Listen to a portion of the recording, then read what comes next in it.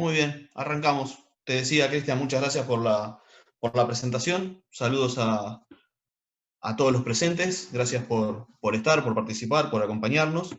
Em, el sentido un poquito de esta capacitación es difundir las normas en FPA, difundir el conocimiento de incendio y que entre todos los profesionales podamos ir levantando el nivel general que hay en este caso.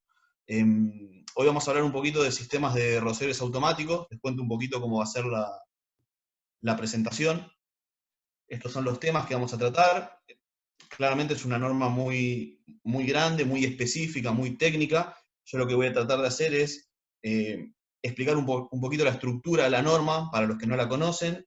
Eh, Hablar un poquito de los sistemas de rociadores primero, ¿no? Qué es un sprinkler, cómo funciona, para qué se utilizan, meternos un poquito en la NFPA, hacer un pequeño repaso, explicar los alcances que tiene la norma. Un tema que me pareció importante es un proyecto de red contra incendio, qué tiene que contener, qué tiene que abarcar. Esto es muy útil sobre todo para lo que sea el usuario final cuando va a comprar un proyecto de incendio, o por qué la ventaja de comprar un proyecto de incendio previo a hacer una instalación. Y después, ya metiéndome un poquito más en algo técnico de la norma, voy a explicar un poquito lo que es la clasificación de riesgo, que entiendo que es la parte más importante en cuanto al diseño, porque es entender lo que quiero proteger, las bases de diseño, y voy a dar un pequeño ejemplo de cómo se realiza un cálculo hidráulico para que tengan nociones de si están del otro lado y tienen que revisar una ingeniería o tienen que comprar una ingeniería, puedan tener una idea de qué tiene que contener. Bueno, vamos a arrancar. Rociadores automáticos, el curso evidentemente va a tener personas de distintos niveles, quizás para algunos sea más básico, para otros no. Yo voy a hacer un pequeño repaso que es un rociador automático y para qué sirve. Los rociadores automáticos son elementos que sirven para dispersar agua sobre focos de siniestro, para controlar siniestros, y actúan abriéndose de a uno mediante algún dispositivo, que puede ser una ampolla de vidrio o un fusible. Lo aclaro porque también está un poquito el concepto de que actúan en grupo o que se abre un grupo de rociadores. Esos sistemas son especiales, se llaman sistemas de diluvio, en donde los rociadores no tienen ampolla. Los rociadores que vamos a hablar hoy, particularmente de la norma NFPA 13, lo importante que ustedes tienen que saber es que cada elemento actúa por temperatura y es independiente del resto. O sea, cada rociador abre por sí mismo llegada a determinada temperatura. Después vamos a ver que en la parte de diseño, sí, para el diseño yo considero un área de rociadores, pero no significa eso que ante cualquier siniestro se me vayan a abrir esa cantidad de rociadores. Bueno, y la función, esto lo define la NFPA y es un poco de sentido común, pero no vale la pena perder el foco. Tiene tres aspectos fundamentales y en este orden. Primero, salvar vidas, primero la vida humana, las personas. Segundo, preservar la integridad del edificio. Esto obviamente tiene dos características: cuidar el edificio en sí y obviamente preservarlo para también preservar la vida de las personas que están en el edificio, para dar tiempo a una evacuación, para no levantar la temperatura, para que no colapse la estructura. Y en tercer lugar, minimizar pérdidas materiales. Ya acá entrando en lo económico, bueno, en un depósito, en un lugar donde quizás no sea tan crítico las personas o el impacto que pueda tener en dañar a seres humanos, ya acá nos metemos en la parte de cuidar el patrimonio. Una breve clasificación de rociadores, para que tengan una idea que hay distintos tipos de rociadores, distintas tecnologías para distintos usos. Los rociadores estándar spray son los primeros, son estos que están en la foto que estoy señalando. Son los más habituales, son los que se usan en la mayoría de los riesgos, y se llaman estándar porque tienen un patrón de descarga definido por NFPA, en donde todos los rociadores cumplen ese patrón de descarga. Entonces, cuando yo en la norma voy a diseñar, hay un capítulo que es el que se encarga de el diseño de estos rociadores estándar spray. Por lo menos, entonces no, digamos, no es solo una clasificación de rociador estándar como rociador común, sino que es una clasificación también para el diseño. El rociador estándar es una clase de rociador en particular. El estándar es spray, o sea que el patrón de descarga es un estándar. Dentro de eso también se clasifican el standard coverage, que es la cobertura estándar, los metros cuadrados que puede cubrir un rociador, y de área extendida, que son rociadores que cubren más área. De acuerdo al riesgo, después más adelante lo vamos a ver más en profundidad, de acuerdo al riesgo, la norma me establece los metros cuadrados máximos que puede cubrir un rociador. El mismo rociador, no significa que haya distintos rociadores para distintos riesgos. En el caso de los estándar spray, standard coverage, el rociador es el mismo, simplemente la norma lo que hace es limita más o menos los metros cuadrados que puede cubrir para que tengan más o menos solapamiento. Estos rociadores sidewall sprinkler, que son estos, son rociadores de pared. Lo que se hace es, en lugar de tener que colocar el rociador en el medio de un cuarto, de una habitación, se colocan las paredes. Esto se ve mucho, o lo habrán visto mucho en los hoteles, por ejemplo. Porque obviamente ahorra instalación. En un cuarto de hotel, en lugar de ir a tener que colocar el rociador centrado en la habitación, lo puedo poner en un pasillo. Lo puedo poner contra una pared, perdón. Storage sprinkler, esto es lo que más se ve en la industria, particularmente a lo que más nos diseñamos nosotros, depósitos de productos varios, de almacenamiento de comidas, bebidas, logísticas. Son rociadores que la ventaja que tienen en función a los estándar spray es que están pensados para grandes depósitos, para proteger almacenamientos altos, techos altos, sin necesidad de colocar rociadores sin rack. Nombro estos dos, que son los más característicos de Storage Sprinkler, que son los SFR y los MSA. Después un poquito voy a entrar más en detalle para explicarlo. Y acá puse al final Special Sprinkler, porque después hay toda una variedad de sprinklers especiales. Es un rociador que está pensado para cárceles o antivandalismo, pero hay muchos rociadores más nuevos, especiales. Incluso hay una tecnología de rociadores que el fusible abre y cierra, con lo cual tiene alguna ventaja. La mayoría de los rociadores, el fusible una vez que revienta ya no sirve más y hay que reemplazar el rociador. Bueno, acá tenemos, les quería, para los que no conocen o para los que no tienen concepto, una grilla estándar de rociadores o los elementos que la componen. El water supply obviamente es la alimentación desde mi bomba, desde mi cañería troncal. El agua viene por acá. Acá tengo la válvula de corte para aislar el sistema de la red general. Tengo la estación de alarma, que es el elemento que comanda una determinada cantidad de rociadores. Esto, la norma NFPA, entrando en la norma NFPA, va a decir la cantidad de superficie que puede cubrir cada estación de alarma en función al riesgo. Esto es una cañería que en incendio o en la norma van a encontrar como cañería troncal, son los branch, y estos son los ramales, ¿está bien? Donde aquí están los sprinklers. El inspector test es una derivación que se coloca al final de la instalación o en el punto hidráulicamente más desfavorable, y lo que va a contener en la punta es un rociador sin el deflector. Esto lo que se utiliza es para hacer las pruebas de la estación de alarma y las pruebas del sistema. Esto se comanda con una válvula, esto es manual, y yo, mediante este inspector test, voy a simular la apertura de un rociador. Bueno, acá ya nos metemos un poquito en la NFPA, antes de entrar en la parte de su estructura, los capítulos que contiene, un poquito los que ver. Lo que quería resaltar un poco, la idea de este curso a veces, por eso también mitos y verdades, es, bueno, muchas veces uno escucha con el tiempo decir algunas cosas que se van pasando de boca en boca y, digamos, no siempre terminan siendo ciertas. Una de las cosas que yo escucho muy a menudo es, bueno, como si la NFPA fuera una ley de aplicación o tuviera una exigencia de, no sé, por ejemplo, la pregunta es, ¿dónde pide la NFPA que se coloquen rociadores? Bueno, eso es relativo. En realidad la NFPA 13 es una normativa de diseño de sistemas de sprinklers, en donde yo seguramente voy a encontrar prácticamente todos los casos normales en donde aplicaría un sistema de incendio. Ahora, ¿dónde yo realmente tengo que colocar rociadores? No está la respuesta en la NFPA, porque yo tengo todos los riesgos clasificados, sino esa respuesta va a estar primero en la autoridad competente y en las legislaciones y en las leyes.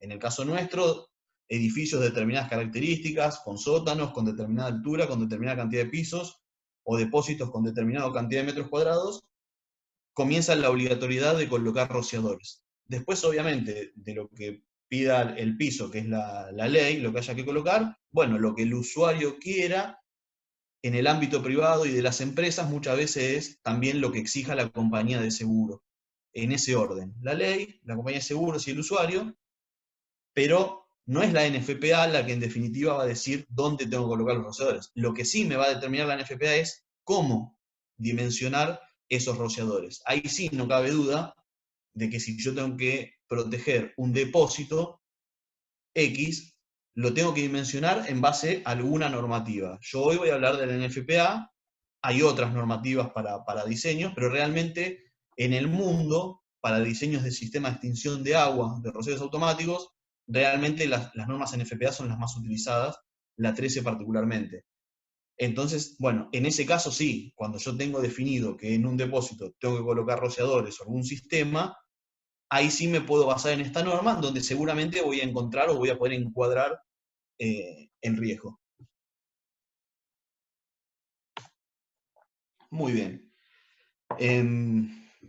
Hago una pequeña introducción de esto de proyecto, lo pongo acá en el medio y después vuelvo con la normativa, los capítulos y la clasificación de riesgo. Esto lo agregué en una presentación porque surgió el tema de, bueno, de personas que decían, bueno, si yo tengo que solicitar un proyecto de red de incendio, ¿qué debe contener este proyecto? O sea, o en qué marco hay que realizarlo. Si ustedes son los clientes que van a pedir el diseño, lo primero que tienen que señalar al diseñador o que pedirle es el marco de referencia y las normativas a aplicar.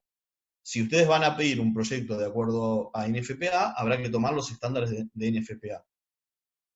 A grandes rasgos, el proyecto lo que tiene que contener son estos hitos que se mencionan acá. Una memoria de cálculo, un cálculo hidráulico, planos isométricos, una memoria descriptiva y una hoja de datos de los elementos críticos. Con todos estos elementos, yo tengo un proyecto que puede ser presentable ante la autoridad competente o ante una compañía de seguro o ante una casa matriz de afuera, en el cual me homologue la inversión que yo voy a hacer en la red de incendio. Esto es muy importante y sobre todo es muy importante antes de hacer la instalación porque es el momento en donde pueden surgir diferentes criterios, sobre todo en lo que voy a explicar después, que es la parte de clasificación de riesgo, en donde, bueno, ¿qué estoy protegiendo y cómo lo voy a proteger? Realmente en el rubro incendio y más en la parte de rociadores hay un sinfín de degradé de proyectos que solamente es un plano, a proyectos que quizás solo es una memoria y no un plano, y realmente el proyecto completo debería estar identificado con todo esto. Una memoria de cálculo en donde yo digo qué es lo crítico, los materiales, los procesos que yo analicé, y donde propongo qué sistema voy a usar. El cálculo hidráulico es la herramienta con la cual yo tomo esos parámetros de diseño y dimensiono secciones de cañería, presión de bomba y ya elementos de la red. Los planos obviamente son necesarios para poder cuantificar la instalación y porque también la norma en el punto de diseño me restringe en cuanto a, ya les mencioné, superficies máximas que puede cubrir un rociador. También hay un tema de distancias máximas entre rociadores, distancia máxima a la pared, obstrucciones. Hay toda una parte constructiva de la red, más allá de la parte de cálculo, que hay que tenerla en cuenta y eso sí o sí se tiene que plasmar con planos, con cortes y con detalles. El isométrico, si bien podría no ser lo más obligatorio, es lo ideal para seguir o para poder ejecutar un cálculo hidráulico. Hay diferentes software, hay software que ya generan automáticamente el isométrico, o si no, yo puedo hacer un isométrico en un AutoCAD o en algún programa de diseño y después volcarlo a un software. Los software generalmente tienen que estar homologados y tienen que trabajar con las mismas fórmulas que trabaja la NFPA para unificar los criterios de diseño. Una memoria descriptiva que describa toda la instalación, una vez diseñada, que me describa cómo va a ser la instalación, calidad, cantidad de elementos, reserva de agua, qué tipos de bomba, donde esté toda la parte más técnica. Y las hojas de datos, los elementos críticos, generalmente es recomendable, sobre todo cuando hablamos de rociadores y eso, porque a veces un pequeño cambio en el nombre del rociador o en la denominación puede que el rociador a simple vista sea similar a otro, pero que no cumpla la misma función. A ver, digo, todos los rociadores del mismo diámetro no son iguales. Todos los rociadores de 3/4 no son iguales, todos los rociadores de 1 pulgada no son iguales. Es habitual que digan necesito, o que nos pidan, necesito un sprinkler de 3/4 pulgada. Bueno, pero hay distintos. Incluso hay un parámetro de los rociadores que después lo vamos a ver, que es el factor K, que es el factor de descarga. Que ese factor lo que me relaciona es la cantidad de agua, el caudal que voy a tirar en función a la presión. Bueno, un rociador de 1 pulgada con un determinado K, hay distintos tipos de rociadores para eso, con esos datos coincidentes. Entonces yo puedo tener dos rociadores distintos que sean de 3/4 y que sean de K11 y que cumplan dos funciones distintas. Por eso la recomendación es que cuando uno diseña en rociadores especiales, sobre todo de depósito, se ponga la hoja de datos del rociador o las hojas de datos, porque generalmente no son de una sola marca, sino que distintas marcas desarrollan el mismo sprinkler para el mismo uso.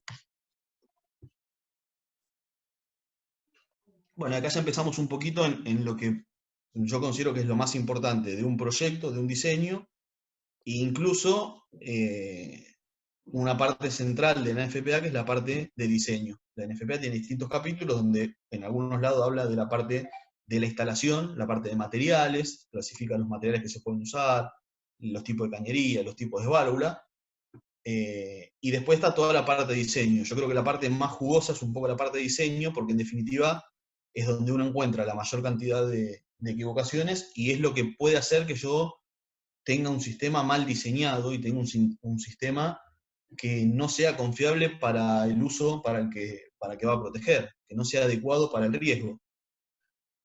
A grandes rasgos, lo primero que hay que hacer antes de entrar con la norma, antes de entrar a hablar de tablas de la norma, que es muy habitual, o ya tienen las tablas en mente, es, bueno, ir al lugar, conocerlo, recorrer el sitio, yo pongo entender los procesos que se desarrollan y recabar información de materiales almacenados.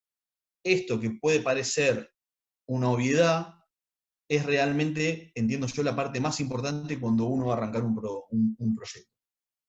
Hablar con el cliente, recorrer la planta, recorrer las instalaciones, preguntarle, pero ver por uno mismo también, sacar fotos, armar un informe. Y esta parte, si nosotros estamos haciendo un proyecto que después va a ser evaluado por algún ente o alguna compañía de seguro o algo que tenga alguna exigencia en particular, yo personalmente lo que recomiendo es en esta etapa hacer un stop, hacer un primer informe a la compañía de seguro antes de dimensionar, antes de hacer los planos, antes de todo, decir, yo vi esto en la planta y para mí los riesgos son estos, con este nivel de riesgo. Una vez que yo tengo eso y lo tengo homologado, es mucho más fácil avanzar. Y también la realidad es que es algo importante y que tiene que quedar plasmado, porque lo que sucede muchas veces es que después las plantas cambian, crecen, se modifican sus procesos y se cambian los riesgos. Entonces muchas veces uno puede ver un sistema que no está diseñado en función al riesgo que está protegiendo, pero es no porque se haya dimensionado mal, sino porque en el medio se cambió el riesgo, o porque en el medio se empezó a estivar a más altura. El techo tenía una determinada altura, pero la estiva era baja y en algún momento se empezó a estivar a una mayor altura. Eso me cambia el riesgo, en definitiva me tendría que cambiar mi sistema de incendio, el sistema de incendio ya estaba hecho y nadie vuelve a verificar eso. Entonces muchas veces que una instalación no sea adecuada al riesgo que está protegiendo, no necesariamente sea porque se diseñó mal, sino porque también pudo haber cambiado el riesgo.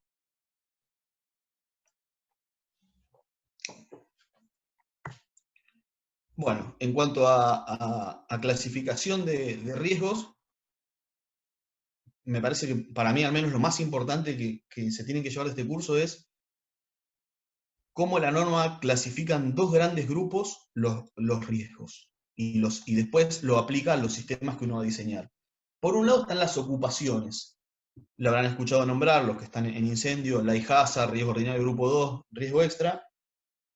Las ocupaciones son lugares donde se desarrollan actividades, donde se realizan procesos, todo lo que pueda tener, por ejemplo, en el caso que hablemos de un sector industrial, todo lo que pueda tener una planta que no sea un depósito. El depósito es lo que viene después, que yo marco como clasificación de mercaderías, clase 1 a 4, y clasificación de plásticos en el caso que estén en un depósito. Esto, desde mi punto de vista, es sumamente importante porque he visto muchas cantidad de memorias de cálculo en donde mezclan estos conceptos y clasifican un depósito como un riesgo ordinario, lo cual es un error conceptual porque la norma marca ocupaciones por un lado y depósitos por el otro. Sí puede pasar que algún depósito, la norma, por una determinada clasificación en particular, me mande a una tabla, que es la tabla de ocupaciones, y me coincida con un riesgo ordinario.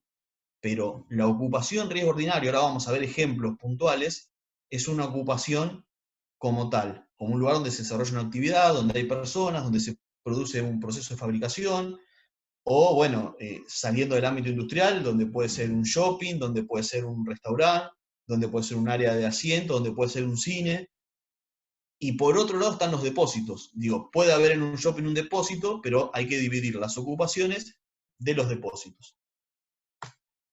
Ejemplos de ocupaciones, en la NFPA, para que entiendan un poco la estructura, está el capítulo donde habla de los riesgos, y, y toda la norma NFPA, ustedes van a ver que hay puntos que tienen un asterisco, ese asterisco lo pueden buscar, al final hay apéndices, hay un apéndice A, que es el apéndice más grande, y cada punto que tiene un asterisco va a tener su homólogo en el apéndice. Entonces, generalmente, algo que la norma nombra muy cortito, en el cuerpo de la norma, en el apéndice va a estar mucho más desarrollado. En este caso, la norma hace una clasificación y, por ejemplo, dice, bueno, el riesgo ordinario es un riesgo bajo, donde hay elementos poco combustibles, donde, bueno, hace una descripción.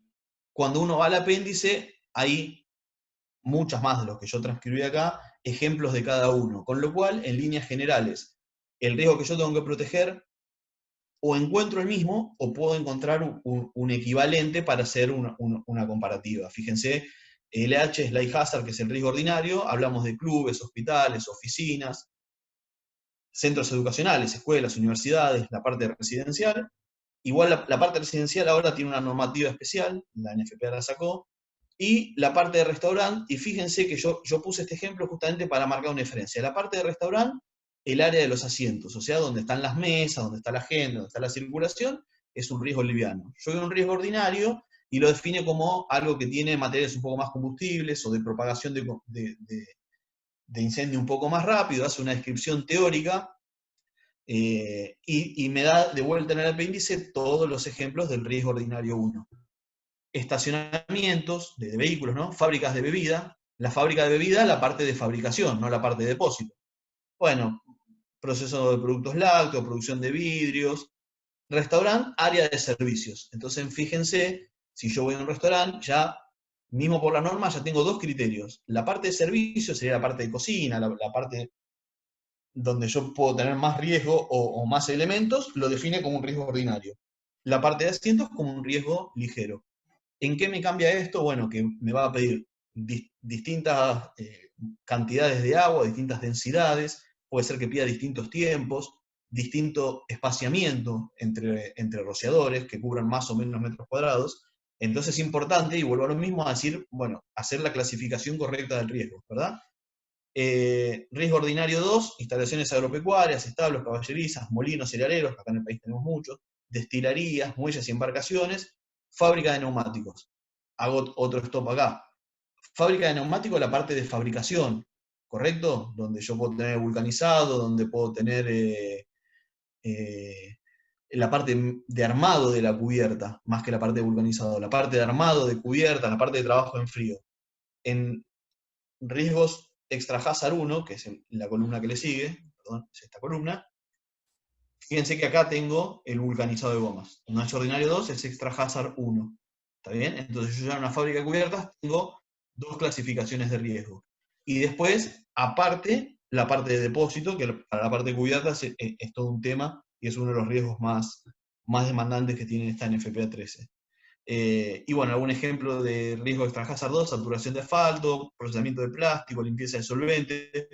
Fíjense que los ejemplos de ocupaciones, a medida que voy avanzando, claramente van siendo más peligrosos. Ya acá, en este último, tenemos algunos inflamables, algunos combustibles, trabajos por temperatura, pero les recuerdo y les vuelvo a decir lo mismo, no estoy hablando de un depósito de solvente, ni estoy hablando de un depósito de plástico, estoy hablando de un lugar, de una fábrica, de un proceso donde se realizan estas transformaciones de materiales, o bien donde hay personas trabajando, o donde se realiza alguna actividad.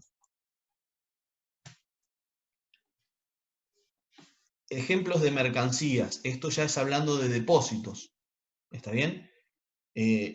La parte de ocupaciones, después vamos a ver un poquito algunos ejemplos, cómo se calcula, pero es eso. Yo una ocupación lo que tengo que hacer es buscar su homónimo en el NFPA y la puedo encuadrar dentro de uno de esos riesgos. Después, obviamente, es una norma muy grande, la norma es muy específica, tengo que cumplir todo otro montón de características cuando voy a diseñar la instalación. Tengo que ver alturas máximas de techo, tengo que ver vigas, obstrucciones, temperatura ambiente, bueno, hay un montón de cosas para ver, pero la idea es que se ve en un concepto de decir, bueno, la parte de ocupaciones es la parte, el capítulo en FPA, donde me habla de riesgo LA y riesgo ordinario, como lo mencioné antes, y se clasifica de esa manera, y después vamos a ver cómo se diseña. Cuando yo entro en la parte de depósito, el depósito también tiene sus características especiales, y digo, muchos más demandantes, donde hay que tener el ojo mucho más puesto, básicamente en tres ejes. ¿Qué estoy almacenando? Que es esto, el ejemplo de mercaderías, para clasificar qué clase de mercadería es. Lo otro importante es cómo lo estoy almacenando, si lo estoy almacenando en racks o en pallets. Y la última parte, la parte de alturas. La altura de estiva, o sea, la máxima altura que logro con la estiva.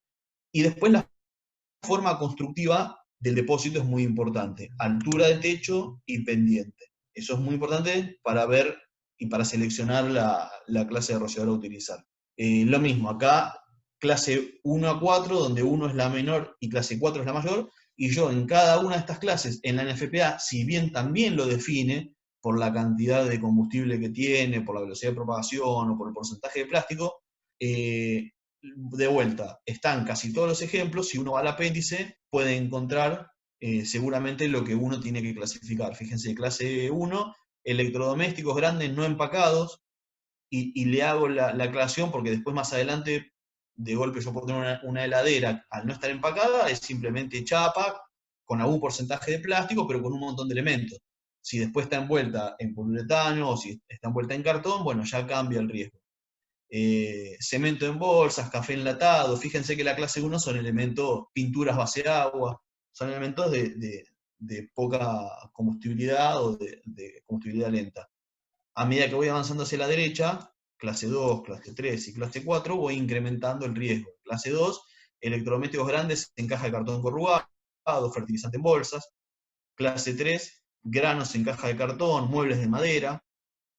Clase 4, por poner algunos ejemplos, municiones, caja de cartón corrugado, esto es muy importante, caja de cartón corrugado sin armar, esto es muy habitual en todos los depósitos, en todas las logísticas, fíjense que es clase 4, entonces yo puedo tener electrodomésticos envasados o empacados en caja de cartón que me da clase 2, pero si después tengo un montón de pallets llenos de cajas sin armar, ya estaría en un clase 4. Y caucho natural. Bueno, vamos un poquito con lo que son las bases de diseño.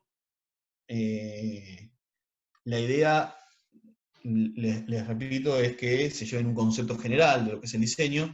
Este cuadro es muy visto, muchos lo conocerán, muchos lo toman como punta de diseño, y en lo que es ocupaciones es correcto. Este es el cuadro donde yo les digo que puede ser que algún depósito en particular, la norma los refiere a un cuadro similar a este o igual, quizás no con estas mismas palabras del AI, pero sí con las mismas pendientes, las mismas curvas, las mismas densidades, pero es correcto si yo lo utilizo, si entro por la clasificación de depósito y termino acá. Lo que no es correcto es clasificar un depósito directamente como una ocupación.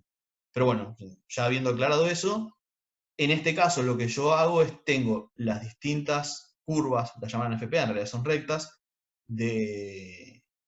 de los distintos riesgos, en donde yo puedo obtener la densidad y el área de aplicación para dimensionar el sistema de rociadores. ¿Qué significa? Por ejemplo, en los que diseñamos incendio tendemos a usar las medidas inglesas, porque antes la norma no tenía las dos medidas, voy a usar las de acá. Fíjense que yo tengo 8,1 litros por minuto por metro cuadrado, para en un caso de un riesgo ordinario 2, que es este 0,2, en un área de 139 metros cuadrados. ¿Esto qué me está dando? Me da la cantidad de agua que tengo que tirar en una determinada superficie. Esto es la densidad. Si yo lo multiplico por la superficie, lo que tengo de este cuadro es el volumen de agua total que tengo que tirar para el sistema de rociadores. Este cuadro no incluye todavía el caudal que hay que considerar adicional para el sistema de hidrantes. Pero el concepto que tienen que tener es eso. ¿Qué es densidad? Bueno, densidad es cantidad de agua, volumen de agua, en una determinada superficie, en este caso un pie cuadrado.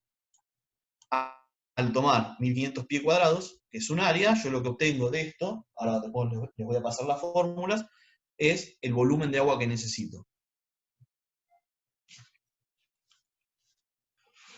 Esta tabla está sacada de la NFPA anterior, yo tenía esta presentación armada. En la nueva es muy similar. Esta tabla lo que me refiere es, en función al riesgo, la ocupación que yo tengo, me dice la cantidad o el volumen de agua que yo tengo que adicionar, lo tengo que adicionar al volumen de la tabla anterior para el sistema de hidrantes. Y también me dice la duración. Yo con la duración del siniestro o la duración para ver la cantidad de agua que tengo que dimensionar, no necesariamente la voy a usar toda. Con eso yo dimensiono la reserva de agua. Entonces, dimensiono, o de la primera tabla puedo tener un dato ya estimado, no es el caudal real después saldrá el cálculo hidráulico, pero yo tengo el caudal teórico que me pide la norma, tengo el caudal que tengo que adicionar para rociadores, fíjense, interno o externo, en este caso el total, 100 galones, 250, 500 galones por minuto, o sea, los famosos 1900 litros por minuto para riesgos extra. Y esto también hago una pequeña aclaración, ya es particular del diseño, me da un rango entre 60 y 90 minutos y 90 y 120 minutos. Esto no es que yo pueda elegir el que quiero, sino claramente elegiría el menor tiempo, sino que esto hace referencia a, hay una nota debajo de esta tabla, y en la versión nueva, si bien la tabla cambió, la nota sigue siendo la misma, hace referencia a que si yo tengo el sistema de rociadores, sistema de bombeos, el sistema de incendio monitoreado con una central de detección que esté atendida por personal las 24 horas, o sea, que si yo tengo un incendio, voy a tener un aviso temprano de que el sistema está funcionando, que se abrió un rociador, en ese caso puedo tomar el menor tiempo. Entiendo que esto está relacionado con que si yo tengo un aviso temprano, rápidamente van a llegar los bomberos o va a llegar la ayuda y voy a necesitar menos agua. En el caso que el sistema no esté supervisado, no esté anclado o simplemente tenga un aviso local, como puede ser una campaña hidráulica sobre la estación de alarma, en ese caso tengo que tomar el mayor tiempo. Esto influye solamente en el cálculo de la reserva de agua. Bueno, y las bases de diseño para los depósitos son bastante más particulares y están en estos capítulos que les repito, en la norma nueva cambiaron los números de capítulos, pero el espíritu es el mismo. La norma clasifica de acuerdo a los tipos de rociadores y las formas de almacenar los distintos sistemas que yo tengo para un mismo caso. Entonces yo, para un depósito determinado, con una determinada altura y con una determinada forma de estiva, puedo tener, por la norma, varios rociadores que podría aplicar, o varios sistemas. Por ejemplo, un rociador SFR, un rociador SMCA, o un rociador estándar. El problema de los rociadores estándar es que con alturas de más de 6, 7, 9 metros, 12 metros, sí o sí debería colocar rociadores sin rack, en el caso que el depósito tenga racks, que es lo más habitual hoy. La ventaja de los rociadores específicos para depósito es que no me requieren la instalación en rack. Obviamente tengo que tirar mucho más agua en techo y requiero mayores presiones. Después cada rociador tiene su ventaja y su desventaja. Digo, realmente habría que hacer un curso de varias semanas o de varias clases de NFPA 13 para entenderlo. Una de las cosas a resaltar, uno de los rociadores más usados que más se busca utilizar en depósitos es el conocido SFR, porque la primera ventaja que tiene es esto de que está pensado para grandes alturas de techo, para grandes alturas de estiva, sin la necesidad de colocar rociadores sin rack. Son rociadores que están pensados para actuar de manera rápida y sofocar rápidamente el foco. La otra ventaja que tiene el SFR particularmente es que por norma, para la gran mayoría de los riesgos, si bien algunos no, Para la gran mayoría de los riesgos me pide solamente 1 hora de agua, mientras que los rociadores estándar, en función al riesgo, me puede dar 1 hora y media o 2 horas de reserva de agua. Entonces acá ya va un poco en, digamos, la calidad del diseñador. Si yo tengo un tanque que por otro riesgo de la planta es un tanque de un volumen muy grande, bueno, simplemente puedo llegar a analizar el sistema más económico, porque en definitiva el agua ya la tengo. Ahora, si el depósito, como pasa generalmente, es la parte más demandante de la planta, es conveniente tratar de dimensionar con esta clase de rociadores, porque si bien me puede dar una bomba que es un poquito más grande que lo que dé con un estándar, me da la mitad del agua en el caso de pasar de 2 horas a 1 hora. Y si bien ya les digo, los capítulos de la última NFPA que salió ahora, que es la 2019,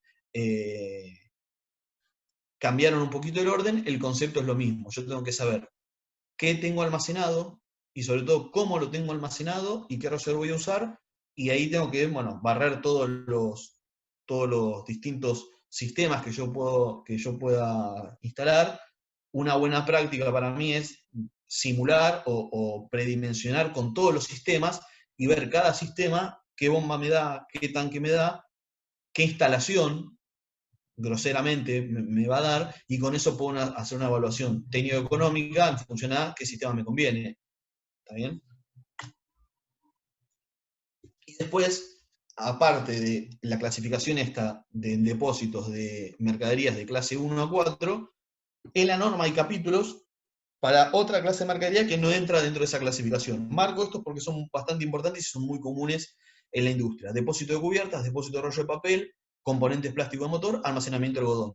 Los dos primeros, sobre todo, depósito de cubiertas y depósito de papel, es un depósito, hay que clasificar la mercadería, pero no se clasifica como mercadería de clase 1 a 4, porque no corresponde a esa clasificación.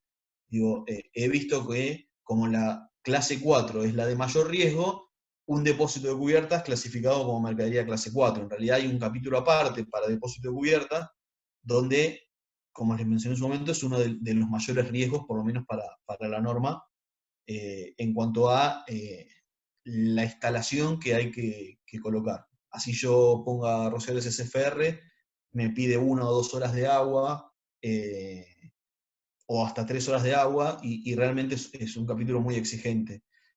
Ya les digo, la norma realmente es para estudiarla, para trabajarla. Si se meten particularmente en depósito de cubiertas, en el apéndice van a ver dibujos que incluso cuando yo clasifico el depósito, no, tengo que ver, tengo que analizar cómo está estivada la cubierta.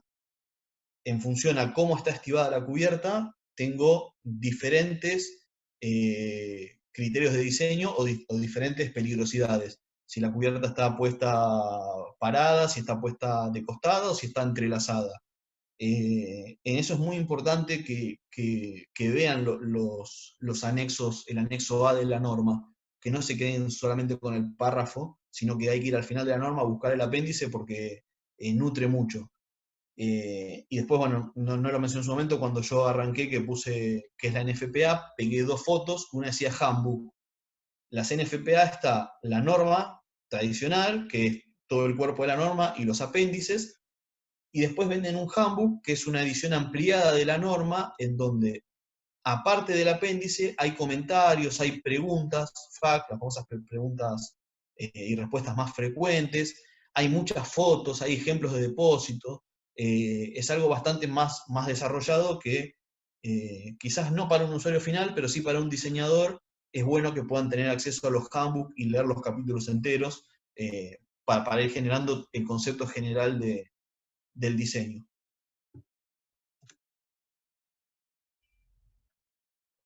Muy bien. Conclusiones para cerrar esta primera partecita, este primer capitulito.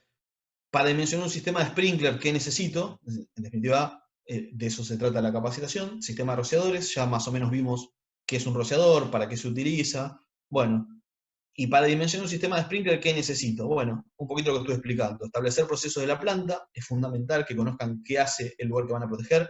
Yo hablo de la planta porque es una capacitación pensada para la industria, pero bueno, establecer los procesos del lugar, del centro, del lugar de recreamiento, del shopping, o del uso del hospital, o de lo que sea, pero lo tengo que conocer. Mismo incluso, ya les digo, si voy a un shopping, voy a un hospital, porque va a haber un área de asientos, pero también puede haber un depósito, en un hospital puede haber un depósito de inflamables, entonces, digo, yo para dimensionar un sistema de incendio y hacer un trabajo a conciencia, tengo que recorrer todo el lugar y ver todos los riesgos que tiene.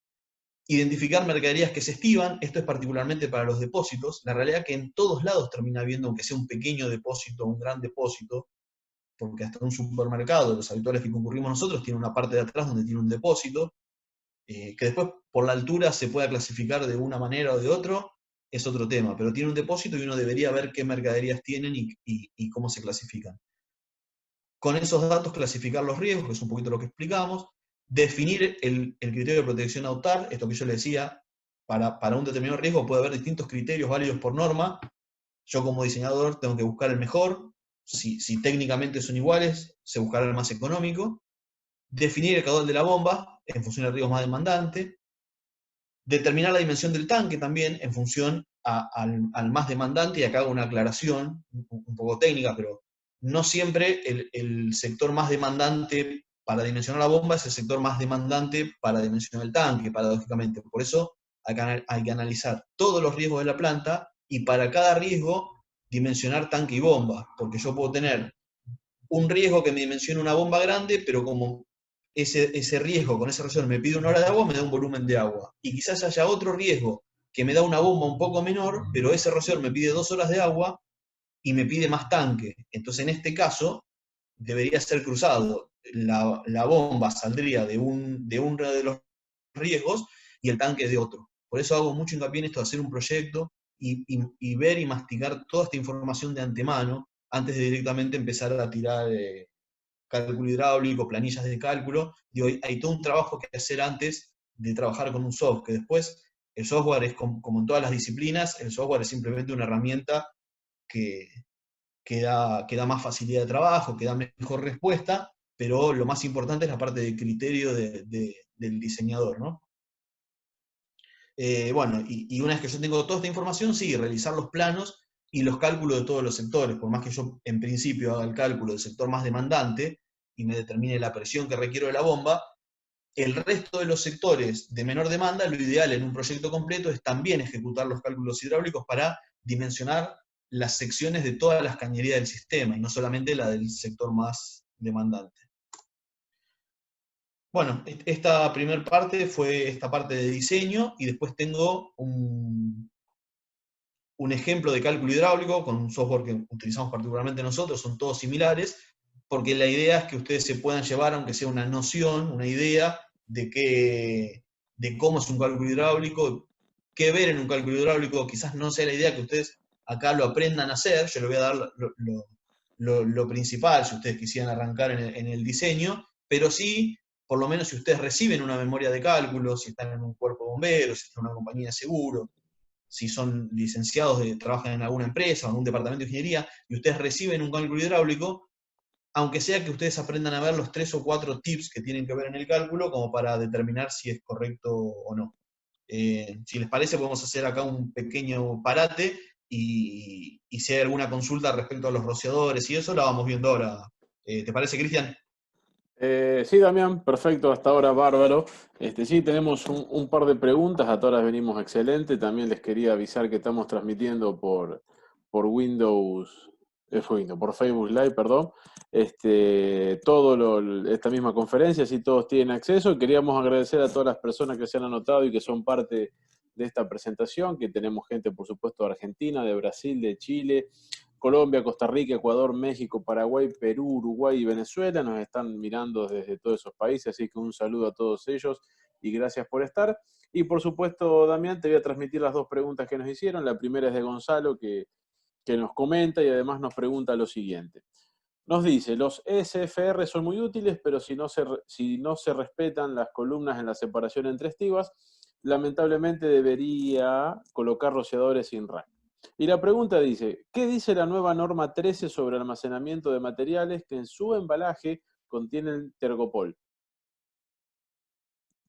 Mirá, bueno, lo primero que dice es correcto, por eso yo le decía que la norma es una norma técnica muy específica, excede a un curso general como este, que es para que tengan una idea, El rociador SFR, yo le mencioné que la parte de depósito hay que analizar muy bien todos los parámetros constructivos del edificio, y hay que tenerlos muy en cuenta porque si no, como menciona Gonzalo, el sistema no sirve. La pregunta es muy buena.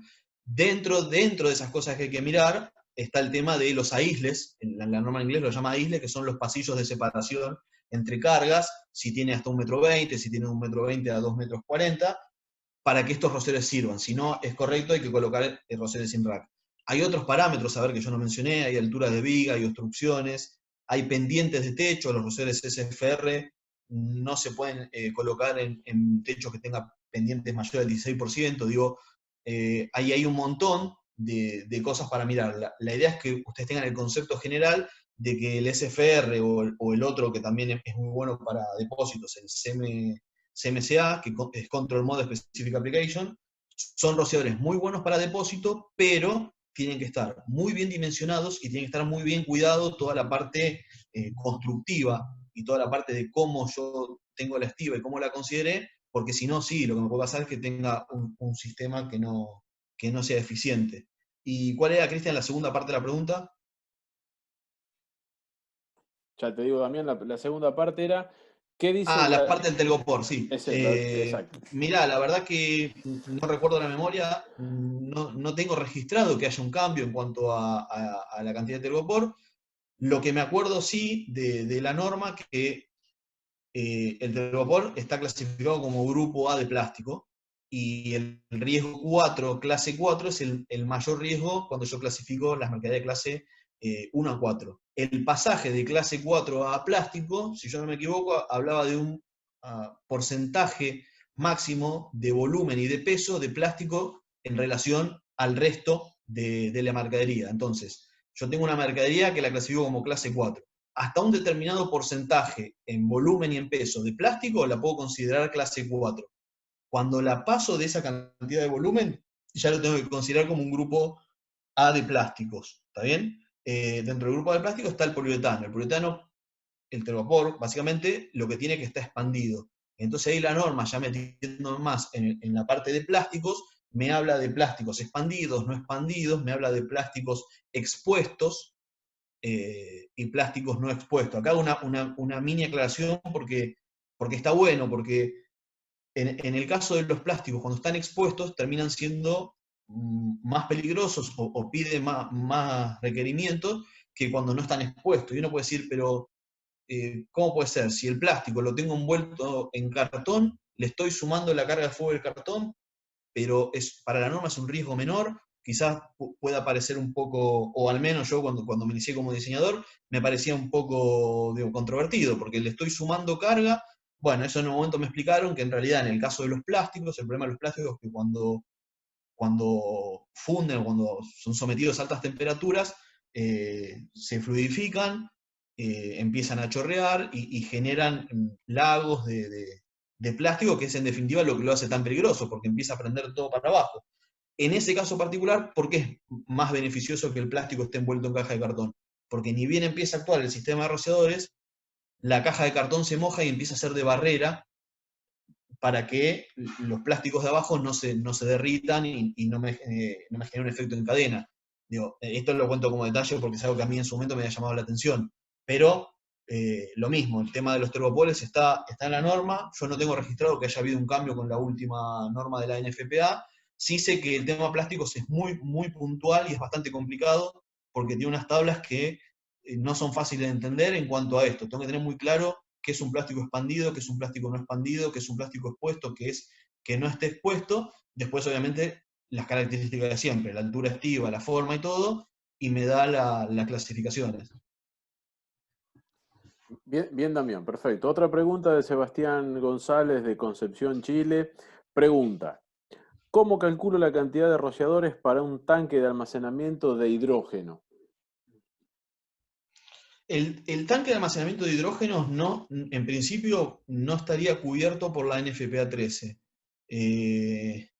Para riesgos especiales hay que ir a NFPA especiales o hay que ir a algún sistema o alguna normativa particular. Generalmente los tanques de hidrógeno lo que uno hace es refrigerar el tanque, así como si fuera un tanque de LPG, de gas licuado. Uno lo que busca es refrigerar el tanque. En ese caso, por ejemplo, para sistemas diluvio, que son los sistemas que todos los rociadores están abiertos y se moja toda una superficie al mismo tiempo, la norma que aplica es la NFPA 15. Recuerdo, por ejemplo, en el caso del LPG o los tanques de gas licuado, las densidades de diseño los daba la norma ASME, si no me equivoco, que es la parte mecánica, donde daba las densidades mínimas a aplicar, y si no, lo que se recomienda en estos casos es un estudio de radiación para ver qué cantidad de agua tengo que tirar para enfriarlo y que no llegue a una temperatura de un flashpoint, un boilover o de algo que me pueda generar algún inconveniente. Pero que recuerden, no está clasificado esto para el NFPA 13. Bien, Damián. Y tengo una tercera y última pregunta para esta primera parte de W. Guareva, eso por lo menos aparece en su nombre de usuario, que dice, cuando tengo un área con dos tipos distintos de rociadores, ¿qué se suele colocar entre las mismas? Cuando tengo un área con dos tipos distintos de rociadores, lo que entiendo que quiere decir es que tengo distintos riesgos abajo. ¿Correcto? No, La pregunta es muy buena y acá voy a hacer una aclaración de varias cosas. Primero, ¿puedo tener dos tipos distintos de rociadores en un mismo ambiente? Sí, sin problema. En el caso particular que yo tenga, por ejemplo, de un lado depósito, de un lado hablo aunque no haya una separación física, ¿no? Supongo que haya un alambrado o que no haya nada. Yo tengo depósito hasta cierto lugar de la nave y de ahí en más tengo producción y tengo dos sistemas diferentes, con dos dimensionamientos diferentes y con dos rociadores distintos. Por ejemplo, en el caso de SFR, si mal no recuerdo, me pide que me extienda uno o dos rociadores, no recuerdo de memoria, que hay que buscar la norma, que extienda dos rociadores más el sistema de SFR. Entonces, si yo la división física abajo o la separación desde hasta donde me llega el depósito y a partir de donde arranca el riesgo menor es de una determinada longitud, agregar uno o dos rociadores más del SFR pasando del otro lado, y obviamente no colocar los rociadores estándar. No es que en ese solapamiento me queda el doble de rociadores, sino que el sistema de SFR avanza sobre el otro. Así que eso es válido. Después no hay que poner nada para separar un sector de otro. Igual aprovecho la pregunta esta, que es muy buena, para hacer una aclaración de algo que es muy habitual, que es un caso parecido, pero me dicen, ¿qué pasa si yo en una nave que no la tengo compartimentada quiero proteger la parte más peligrosa? A ver, yo tengo dividido la nave en producción y en almacenamiento. Y simplemente quiero proteger el almacenamiento porque para mí es lo más peligroso. Entonces, hago la mitad de la nave con rociadores y la mitad de la nave no. La verdad que yo no recuerdo que haya un punto particular de la norma que nombre que se pueda hacer. Tampoco hay algo que yo recuerdo específico que no. Pero la realidad, al menos los cursos que yo asistí y lo que eran los especialistas, es que eso no se debe hacer porque algo que yo no mencioné es que es muy importante, los sistemas de rociadores, como si dije que uno calcula un área de rociadores para soportar hasta ese incendio máximo, los sistemas de rociadores están pensados para controlar focos incipientes de incendio, en donde, bueno, de acuerdo a la velocidad de propagación y todo, yo digo, bueno, se me pueden llegar a prender hasta 20 rociadores. No están pensados los sistemas de rociadores para extinguir incendios ya declarados. Entonces, ¿cuál es el problema de hacer medio depósito o medio lugar con rociadores y medio lugar sin?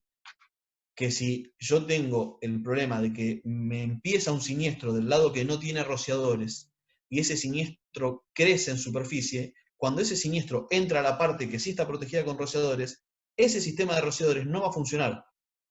Por más que esté bien dimensionado para el riesgo, no está pensado para un incendio que ya avanza en superficie.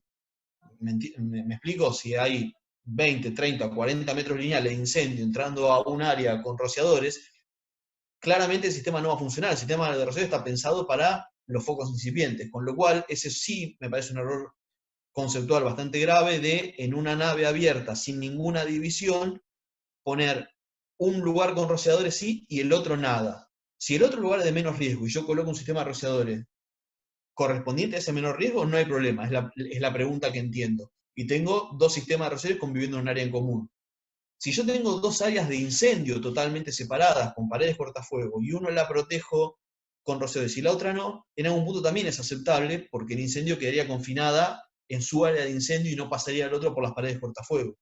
Pero en un área que no está compartimentada y que es un único riesgo de incendio, una única área de fuego, colocar la mitad de los rociadores, el error conceptual es este. Si a mí el incendio me comienza del lado del depósito, del lado más demandante, el sistema va a funcionar. Pero si empieza del otro lado y llega al depósito, lo más probable es que el sistema termine colapsando. ¿Qué quiere decir colapsando?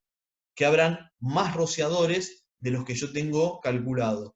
Yo calculé, por ejemplo, para 12 rociadores. Hasta 12 rociadores la bomba va a abastecer el caudal y la presión en cada rociador, y el tanque me da la autonomía que corresponde. Si a mí en lugar de 12 rociadores se me abren 20 rociadores, la bomba va a seguir funcionando, pero no me va a poder alimentar 20 rociadores al caudal que necesitan. Cada rociador va a empezar a tirar menos caudal.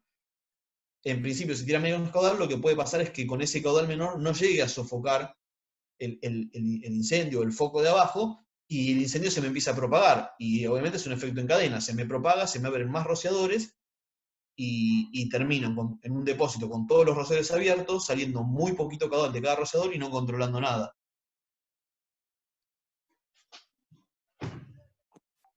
¿Damián? Sí. Bien, perfecto. Ahora se nos sumó una última pregunta sobre este tema. Sebastián González vuelve a preguntar y dice, para un puerto con rociadores automáticos de bulbo de color naranja, que Sí. está expuesto a aire salino de mar, ¿cada Sí. 5 años debo reemplazarlos todos o sacar una muestra para probarlo? Bueno, eso más que en la 3 está en la NFPA 25, que es la de mantenimiento.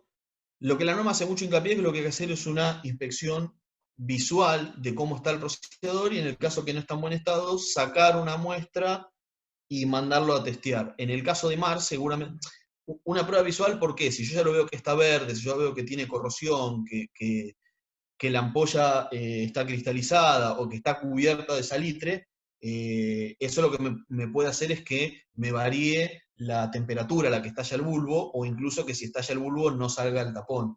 En el caso del particular, la verdad que no sé si la norma es tan específica en cuanto a si a los 5 años los tiene que sacar o muestrear. En líneas generales la norma habla que hay que sacar y muestrearlos, y habla de la cantidad de rociadores que hay que mostrar en porcentaje y hasta qué cantidad es admisible que no dé bien el test, o si el test directamente da mal, reemplazarlos a todos. Está bien, ahí nos da las gracias Sebastián. Bueno, Damián, perfecto. Hasta este primer punto ya completamos todas las preguntas, así que cuando quieras arrancamos con la segunda parte.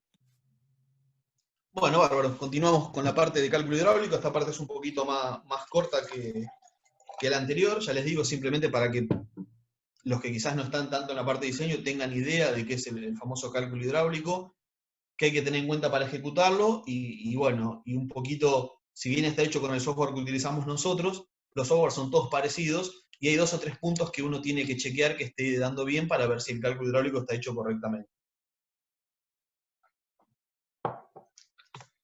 Muy bien. Introducción. Bueno, objetivos de un cálculo hidráulico. Yo siempre hablé, en este caso, de dimensionar, hice mucho hincapié en el diseño de un sistema de incendio y de la clasificación del riesgo. Exactamente lo mismo aplica cuando yo ya tengo un sistema de incendio existente. Digo, es prácticamente lo mismo. Tengo que ir al lugar, tengo que ver qué tiene estivado, tengo que hacer el reconocimiento, tengo que clasificar los riesgos, y el trabajo agregado es que tengo que ver qué red tiene, cómo está montada, las secciones, la clase de rociador, y en este caso, el cálculo hidráulico yo lo puedo realizar de 2 maneras. Para un sistema nuevo, yo le coloco los diámetros de rociadores que considero, con los parámetros que considero, y lo contrasto contra una bomba que estoy diseñando. En el caso de un sistema existente, tengo todo más acotado. Al ya tener los diámetros y tener la bomba, si yo simplemente clasifico el riesgo, encuentro la clasificación, la red que está instalada cumple en primera medida, por lo menos con los distanciamientos de la norma, con los metros cuadrados que cumplen los rociadores, hago la verificación hidráulica. Y simplemente es contrastar si el caudal y la presión que me requiere el sistema existente me lo puede suministrar el equipo de bombeo. En el caso de un sistema nuevo, el equipo de bombeo lo estaría proponiendo yo. Parámetros principales a considerar para cálculo hidráulico, lo que ya vengo repitiendo: la clasificación del riesgo, la estima, el caudal teórico, que es el que salía de las tablas, caudal y presión requerido por el sistema y capacidad del equipo de bombeo. Metodología de cálculo, a grandes rasgos, una vez que clasifiqué, esta es la explicación de los puntos anteriores, desarrollado un poquito más cada uno. Clasificación del tipo de riesgo, ya hablamos bastante, eso es de la NFPA 13, entender los procesos y clasificarlos. Determinación de los parámetros del sistema, ahí ya me meto en tipo de sistema, la densidad de descarga, el tipo de rociador, el caudal para hidrante y los tiempos de descarga. Todo eso, para el caso de ocupaciones, yo lo mostré todo con la tablita y con el cuadrito de hidrantes. Con la parte de depósito no, porque es realmente mucho más largo. Estamos hablando que debe ser 1/3 de la norma, simplemente la parte de storage, en donde tengo muchas hojas, muchos capítulos, en función a las alturas de estiva, en función a los distintos tipos de rociadores y en función al tipo de estiva. Y ya en la parte del cálculo hidráulico, sí o sí necesito el layout del sistema, tengo que hacer la distribución de rociadores para poder ingresar todos los datos físicos de la instalación en el software. Bueno, estas formulitas después les va a quedar la presentación, son bastante útiles, son muy sencillas. La primera, acá, caudal teórico de descarga, y menciono teórico porque después el caudal real va a ser el que salga del soft de cálculo hidráulico.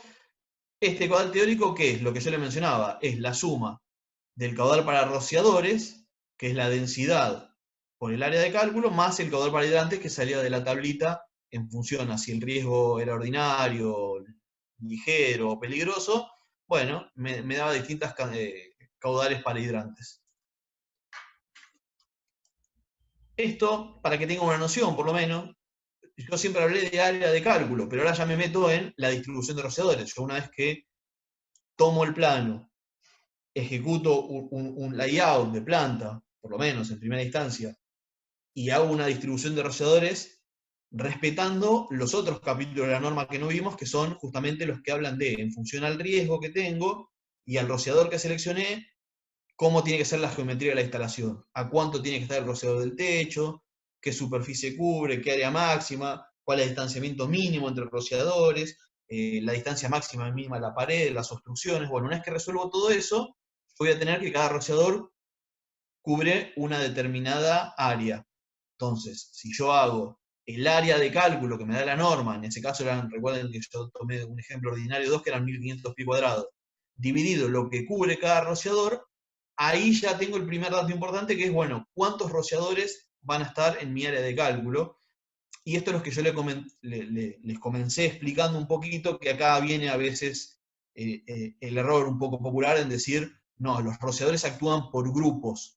No, el rociador actúa uno por uno. Yo en mi diseño, para hacer los cálculos de caudal y del mayor volumen de agua que voy a tener que erogar sobre un lugar, sí voy a determinar por la norma una cantidad máxima de rociadores que se van a abrir. Estadísticamente se abren mucho menos. Ahí me hicieron una consulta y veo que hay gente que conoce los SFR. En línea general es un sistema bien dimensionado de SFR. En los casos que nos ha pasado a nosotros de principio de incendio, 1, 2 o hasta 4 rociadores logran sofocar un principio de incendio, y los SFR se dimensionan en la mayoría de los casos para 12 rociadores. O sea, fíjense la diferencia entre lo que puede ser que con un rociador yo extinga un principio, pero por cálculo podría abrir hasta 12. Después, si se abre más de 12, es donde yo mencionaba que el sistema se empieza a caer y empieza a no poder abastecer. Y esto ya es metiéndose un poquito en la parte más de diseño, pero lo puse por si a alguien le interesa, es, bueno, listo, yo tengo la cantidad de rociadores, supongamos que tengo 15 rociadores en mi área de cálculo. No es lo mismo que los 15 rociadores hacer un cálculo que estén sobre un mismo ramal, porque me daría un ramal muy grande, o caso contrario, hacer una línea de rociadores en el otro sentido y colocar o estimar un área de cálculo en la cual se va a abrir un rociador por cada ramal, tampoco es algo real. Entonces, si bien esa geometría tiende a ser un cuadrado, razonablemente tiene que ser un cuadrado del área de cálculo, esta es la manera que marca la norma para dimensionar la cantidad de sprinklers que me tienen que quedar por un ramal. Es el área de cálculo, bueno, por 1,2, que es un coeficiente, dividido la distancia entre ramales. Ahora voy a dar un ejemplo de esto en el cálculo con números. Ya les digo, esto es muy para el que tiene que diseñar, pero bueno, para que tengan una idea, por lo menos tengan el concepto que el área de cálculo tiene que ser un área rectangular. Por ejemplo, en el caso de los SFR, directamente la norma dice que los 12 picos hay que considerar 3 ramales y en cada ramal 4 rociadores. O sea, 4 por 3, 12.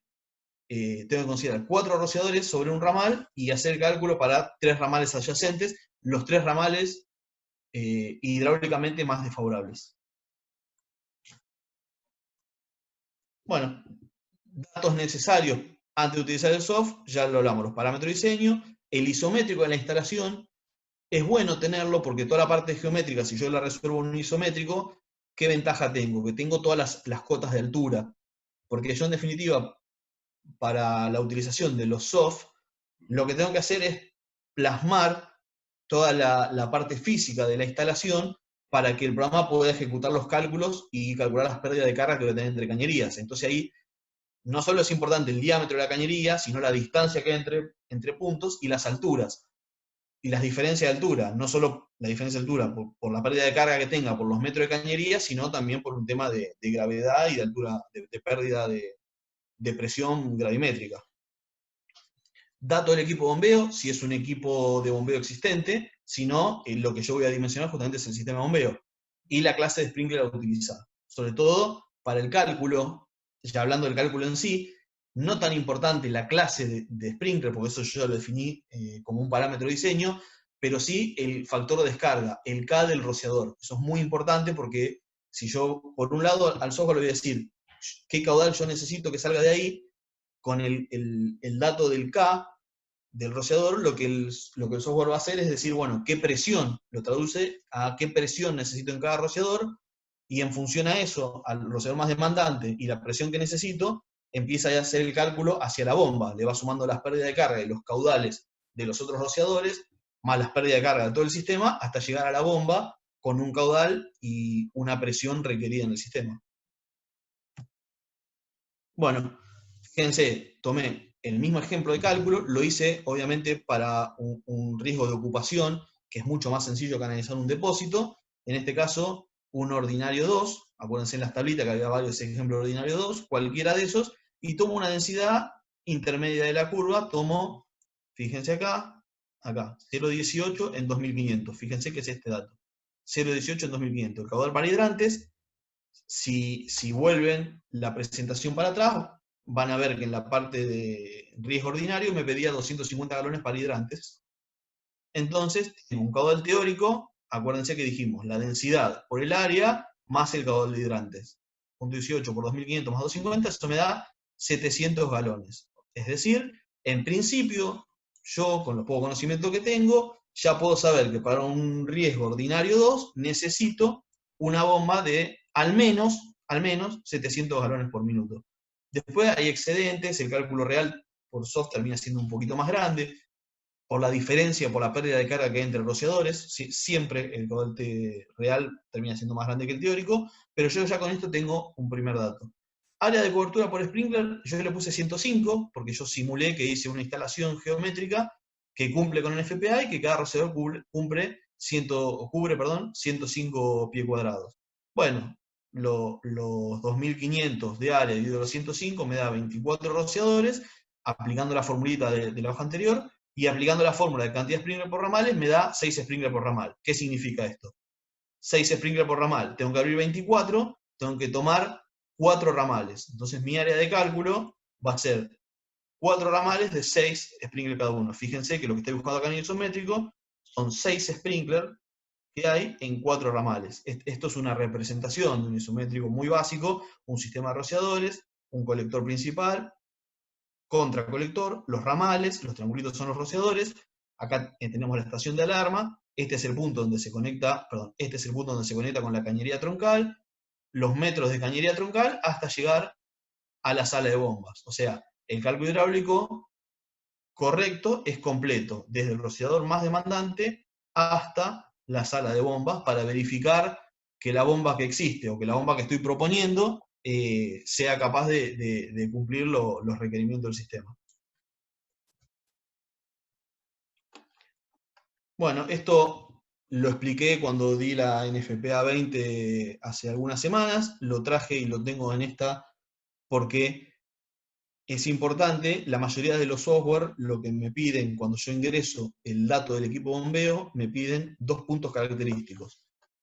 El punto nominal, que es el que todos conocemos, una bomba de tal caudal a tal presión, y también me pide que ingrese el dato de qué presión va a erogar a caudal cero. O sea, son los 2 puntos característicos de las curvas de los sistemas de incendio. Entonces, si yo voy a dimensionar un equipo de bombeo, bueno, tengo que agarrar del fabricante, caudal y presión nominal, y ver a caudal cero qué presión me da y colocar eso en el cálculo hidráulico. Si yo estoy verificando un sistema existente donde la bomba ya está, en ese caso la recomendación, y es muy importante, contar con la curva del equipo bombeo, porque quizás en la chapa de la bomba esté solamente el nominal y no esté a caudal cero.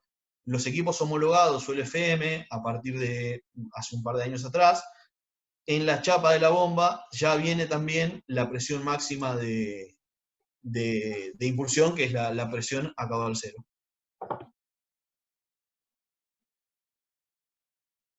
Esta curva es de un caso real, de una bomba Pentear. Bueno, ejemplo de cálculo, pasos a seguir.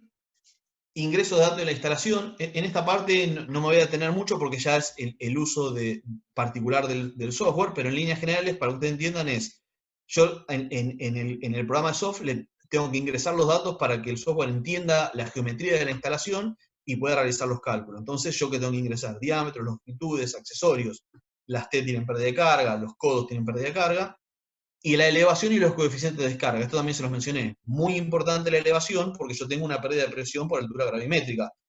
Es muy importante también la elevación de todos los elementos, porque hay plantas donde de golpe la bomba puede estar más alta que el rociador. Me ha pasado en sectores, en zonas montañosas, donde la bomba está en una parte y el depósito está más bajo. Entonces la bomba termina estando más alta que el rociador. Y en ese caso no pierdo presión gravimétrica, sino que gano, porque el suministro está a una altura mayor. Con lo cual ese dato también es muy importante, de ahí remarco de vuelta la importancia de hacer el cálculo hidráulico con un isométrico. Si yo eso lo hago con un plano de planta, que no están acotadas todas las alturas, pierdo un poquito de lo fino de tener la parte gravimétrica.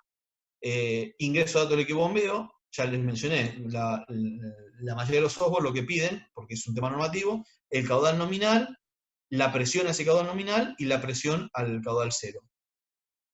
Ejecutar el programa en modo demanda significa que el software me calcule lo que el sistema necesita para tirar el mínimo de densidad, que es el que yo le marco. En este caso yo tomé 0,18. ¿Está bien?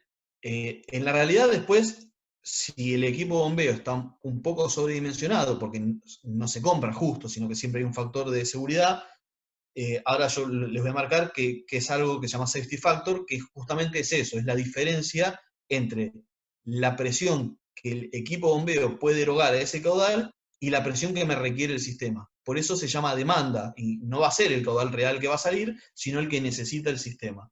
Bueno, y cuarto punto, analizar los resultados obtenidos, que no es un dato menor.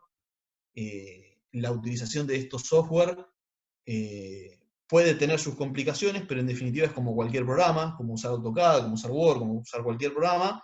Lo realmente importante es el concepto del diseñador. Todo el concepto previo para llegar a este punto y poder colocarlo en un soft, y todo el conocimiento después para analizar los resultados del soft, porque si bien el software no se equivoca, puede haber errores humanos en la carga, o que falte algún punto, o que no esté bien cargado el sistema, con lo cual yo ya antes de correr el software de cálculo hidráulico, si es un diseñador con experiencia, ya más o menos sabe cuál va a ser el resultado. El caudal teórico lo tiene, y tiene que estar en ese orden, y por experiencia, si ya volcó los diámetros que le parecía, ya más o menos tiene que saber cuál va a ser la presión requerida. En nuestro caso particular, nuestro software, por eso te lo voy a pasar más rápido, El isométrico, recuerden que estaba todo con números, en el caso de este estaba numerado en la serie del 100, y yo lo que hago en el software es, tengo que cargar entre punto y punto, entre, por ejemplo, en este caso 101 y 102, la distancia que tengo, el diámetro de la cañería, qué clase de cañería es, porque obviamente una cañería Schedule 40 tiene una pared, una cañería más fina tiene menos pared, con lo cual la sección de circulación cambia.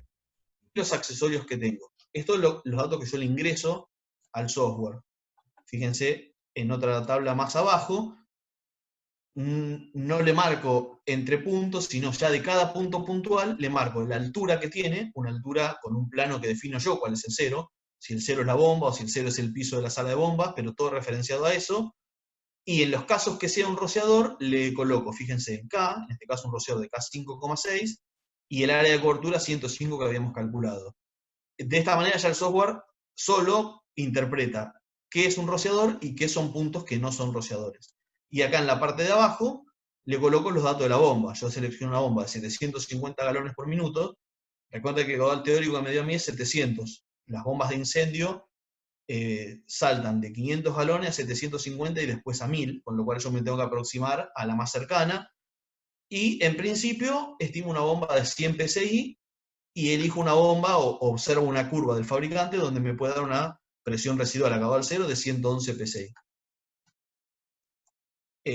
Con todos esos datos yo ejecuto el programa. El programa, como todos los software de cálculo de distintas disciplinas, si encuentra alguna anomalía o alguna interrupción en la red o algo que no entiende, va a tirar un error. Si el programa calcula, quiere decir que por lo menos entendió todo lo que uno cargó. Estas son las tablas de resultados que eroga el cálculo hidráulico. Fíjense que la tabla es parecida, pero acá ya me dice que entre el 101, entre el punto 101 y el 102, el sentido de circulación del fluido, el agua está yendo del 101 al 102, después uno puede ver el isométrico y ver de qué se trata, la longitud, el diámetro, me dice el caudal que circula, la pérdida de carga y la velocidad en la cañería. La velocidad es un dato importante porque con el aumento de la velocidad es cuadrático el aumento de la pérdida de carga. En algún momento la NFPA hace muchos años tenía limitada la velocidad máxima en los sistemas de rociadores, ahora no está limitada, pero hay un tema práctico. Si yo tengo mucha velocidad, se va a incrementar de manera exponencial la presión requerida en el equipo de bombeo y eso no es bueno. Entonces, generalmente en los sistemas de incendio uno puede estar discutiendo un diámetro más, un diámetro menos, pero no puede haber mucha más diferencia. No puedo estar entre, no sé si poner 4 pulgadas o poner 1 pulgada, porque hay algo que estoy dimensionando más, o sea, que estoy dimensionando mal, perdón. Este punto, que igual, similar al punto de abajo, donde yo le cargaba la altura y si era un rociador o no, acá lo que me está diciendo es qué presión tengo en ese punto, y en el caso que sea un rociador, qué caudal y qué densidad estoy tirando.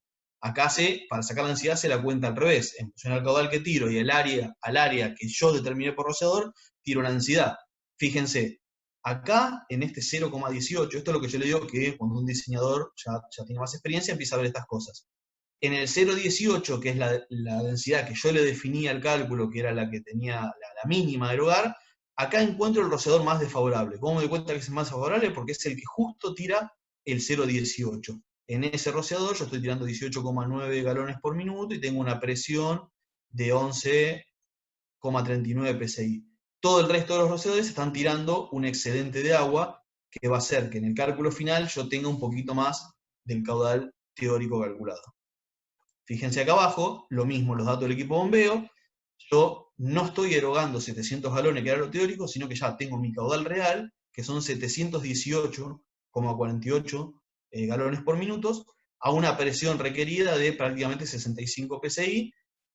Como en ese punto yo tengo una presión disponible de 100,84 psi, tengo un coeficiente de seguridad, que esto es algo que esto lo miran mucho las compañías de seguro, incluso algunas compañías de seguro recomiendan que este valor no sea menor a 10 psi, por si yo después cuando voy a ejecutar la instalación tengo que agregar codos o tengo que cambiar algo, asegurarme que el cálculo hidráulico siga siendo satisfactorio. Entonces, muchos miran este safety factor. Está bien mirarlo, no es lo único que hay que mirar, no es que hay que agarrar el cálculo y venir a ver solamente este número, sino es muy importante en el diseñador ver esto. A mí de teórico me dio 700, de real me está dando 718. Está bien, un 10% más, un 15% más, un 5% más. No puede ser menor. Si es menor, evidentemente me equivoqué en algo, porque jamás en real puede ser menor que el teórico, y tampoco me puede dar el doble. Entonces ya acá yo ya empiezo a poder observar si el diseño está bien y si el volcado en el cálculo hidráulico es correcto. Todas las planillas que yo le mostré anteriormente es lo que uno ve como diseñador cuando corre el cálculo hidráulico, y el cálculo hidráulico devuelve y uno lo ve en pantalla. Si bien se pueden hacer impresiones de pantalla, los software por NFPA dan reportes con determinada información que en realidad es la que solicita la norma y es la que analizan las autoridades competentes que tienen que analizar los cálculos, o las compañías de seguro o los cuarteles de bomberos. En este caso, el summary, que es la parte de resumen, fíjense que están en este sector los datos del equipo de bombeo: una bomba de 100 galones, una bomba de 750 galones, 100 PSI, 111 PSI en el Yatov, con un sistema que me requiere 718 galones, 64 PSI, y acá están los datos del coeficiente de seguridad, la presión que yo tengo disponible en ese punto y el margen de seguridad. Después me da otros datos, me da la velocidad máxima en todo el sistema y entre qué nodos y qué nodos se encuentra, y obviamente está la descripción de las leyendas. ¿Qué significa el 40? Cuando yo en las tablas veo 40, significa que el caño se schedule 40. ¿Qué significa cuando yo en la tabla veo una T, que es una letra T? Bueno, que es una T, un accesorio T de piping, ¿no? Una E es un coda a 90 grados, una ALB es la alarma la válvula de alarma de los rociadores, y las distintas válvulas. Y en este punto, bueno, esto ya son las salidas del cálculo, que es muy similar a lo que muestra en pantalla, acá bajado en forma de reporte, que esto en definitiva es lo que ustedes van a o deberían observar en una buena memoria de cálculo. Toda la parte que ya desarrollé de caudal teórico, y debería haber una parte donde resuma el resultado de cada uno de los cálculos hidráulicos, y al final de la memoria de cálculo pegados todas las salidas de cálculo para que el que quiera pueda ir verificando. Fíjense que los corté, acá hay un corte, esto quizás de salida de cálculo hidráulico, acá en el medio quizás haya 4 o 5 hojas, fíjense que salta el 100.111, 112, al 134, 136, en el medio hay todo un montón. Fíjense, este es el final, donde acá yo veo la estación de alarma, bueno, y todos los datos de salida. Y esto es un gráfico que tiran la gran mayoría de los software, si bien no es obligatorio el tema de entregarlo o no. Fíjense que lo que yo tengo en azul es la curva del equipo de bombeo: 750 galones a 100 PSI en el nominal, 111, fíjense, está un poquito arriba del 110, a caudal cero. Y esta es la curva de mi sistema. No se cruzan. La realidad, que es cuando, en el caso de que haya un siniestro, o en el caso de cualquier bomba que actúa, la realidad es que las curvas en algún momento se van a estar tocando, y esto va a funcionar sin coeficiente de seguridad. O sea, la bomba va a tirar lo que tenga que tirar para el caudal que está requiriendo. Esta diferencia de altura es lo que se llama coeficiente de seguridad. Por eso le digo que este cálculo es el cálculo de los rociadores hecho a demanda. Es lo que me demanda el sistema. Esto es lo que el sistema puede entregar, y si yo corto acá arriba y mido, fíjense, de más o menos 50 y pico a los 100 y pico, tengo los 30 y pico de PSI de margen de seguridad de lo que les mencioné. Esto es importante analizarlo al final, para tener una idea de cómo está dimensionado el sistema y qué tan holgado está. Si este fuera el riego más demandante de la planta, y bueno, quizás se podría poner una bomba de un poquito menos presión. Ahora, quizás haya otro sistema de la planta que esté dando por acá o que esté dando por acá, y que me hace que yo necesite esta bomba. Y bueno, Cristian, preguntas ya generales de toda la capacitación. Esta parte de cálculo hidráulico era un poquito más cortita. Bien, Damián, muchas gracias por la presentación. Antes que nada, impecables como siempre. Tenemos dos preguntas. Una de Jorge Orsali, que dice: hay muchos profesionales que mantienen que los rociadores no están diseñados para extinguir, sino para evitar propagación. ¿Es así? Sí. La verdad que sí, es una discusión que hay. Esto lo voy a responder a manera personal porque tampoco tengo la verdad absoluta. Yo entiendo que hay rociadores que están pensados para controlar un foco, y que sí o sí requieren de la intervención de los bomberos para terminar de extinguir el foco. Eso en principio desde la parte teórica, lo cual no quiere decir que en la práctica terminen extinguiendo un incendio antes que ocurra. Ahora, si me preguntan a mí, por ejemplo, el rociador SFR para mí es un rociador que está pensado para extinguir, porque es Early Suppression Fast Response, o sea, respuesta rápida, supresión temprana. Eh, en mi experiencia particular, no tengo tantas, pero de las empresas que han tenido siniestros con sistemas de rociadores SFR funcionando, antes de cualquier intervención humana con mangueras, el rociador extinguió el foco. Ahora, es correcta y es muy acertada la pregunta, porque en líneas generales el concepto es ese, que el rociador tiene que controlar el foco hasta que llegue bombero o la autoridad competente y con ese caudal adicional que yo pongo con mangueras más el soporte de ellos, termine de sofocar el siniestro. Bien, Damián, bien, Damián. Otra de las preguntas dice de Rodrigo, ¿cuál es el área que debe cubrir un rociador? Bueno, Rodrigo, eso va en función a lo que mencioné mucho, al tipo de rociador y al tipo de riego que está cubriendo. Es muy importante que se lleven el concepto que un mismo rociador yo lo puedo utilizar para distintos riesgos y para cada riesgo la norma me marca un área máxima. ¿Qué significa? ¿Que el rociador va a tirar distintas áreas? No, el rociador siempre tira en la misma área. Los rociadores estándar, en la norma está dibujado el patrón de descarga y en el suelo debe estar dando más de 5 metros seguramente. Ahora, el distanciamiento máximo puede ser 3 o 4,5 metros, depende del riesgo. Entonces, ¿qué significa? Bueno, si la norma para un riesgo más demandante me achica el área y me achica la distancia entre rociadores, lo que está haciendo es que esos conos de agua se solapen. Entonces yo en un punto que yo tengo un incendio, no solo voy a recibir agua, sino de los que lo rodean. Para responder la pregunta más o menos rápida, para que él tenga una referencia, la primera referencia rápida es más o menos 9 metros cuadrados. 9 metros cuadrados, 3 por 3 metros cuadrados es lo que cubren la gran mayoría de rociadores, de depósito y de riesgos y de ocupaciones. Los SFR, si mal no me equivoco, eran 9 o 9,1 metros cuadrados, son muy celosos en la distancia máxima entre rociadores. Eh, yo puedo tener geometrías, digo, realmente hay que meterse más en la norma, pero para que se lleve el concepto. La distancia máxima entre rociadores no es el cuadrado del área, sino que yo en un sentido puedo tener más distancia y en otro menos distancia. Por ejemplo, en el caso de, no sé, 8 metros cuadrados, bueno, podría ser en algún punto quizás 4 por 2. En un sentido que los rociadores estén cada 4 metros y en otro sentido que estén cada 2 metros. Por eso la norma marca distancias máximas y superficies máximas. Como superficie máxima, para que él tenga una idea, 9 metros cuadrados, como algo general. Y como distancia máxima, 3 metros cuadrados. Ahora, en un riesgo ordinario, si no me equivoco mal, así de memoria, la distancia máxima es 4,6 metros entre rociadores. La distancia, pero el área es 12. Si yo hago 4 por 4 me va a 16. Entonces, yo me puedo ir hasta 4 metros y pico entre rociadores en un riesgo ordinario, pero si me voy en un sentido, por ejemplo, sobre el ramal a 4 metros, la distancia entre ramales tiene que ser 12 metros cuadrados de superficie máxima, dividido la distancia que yo lo haya espaciado, por ejemplo, 4 metros. Y ahí me va a dar la distancia en el otro sentido. Yo tengo que cumplir las dos cosas, superficie máxima y área máxima. Y no siempre es lo mismo. Y después también tengo que chequear, y no es un dato menor, las distancias mínimas. ¿Está bien? Porque para la mayoría de los rociadores la distancia mínima por un sprinkler estándar es 1,8 metros. No los puedo tener más cerca de 1,8 metros.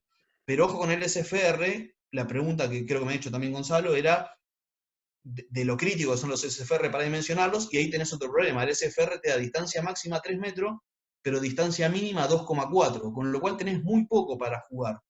Y en lugares donde tenés vigas, donde tenés obstrucciones, a veces se complica, porque si pones una línea menos, te vas a más de 3 metros, y si pones una línea más, los pegás demasiado y lo acercás a menos de 2,4 metros, que tampoco te lo permite la norma. Entonces, hay que tener en cuenta todos esos parámetros. Pero para una idea general, para la pregunta, entre 9 y 12 metros cuadrados, el gran porcentaje de los sistemas rociadores.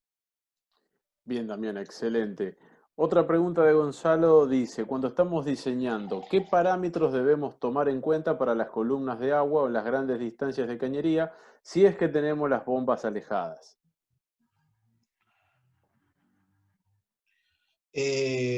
A ver, las grandes columnas de agua, me imagino a las grandes distancias de cañería. A ver, no termino de entender el kit de la cuestión. Pues, ¿Cómo es la pregunta?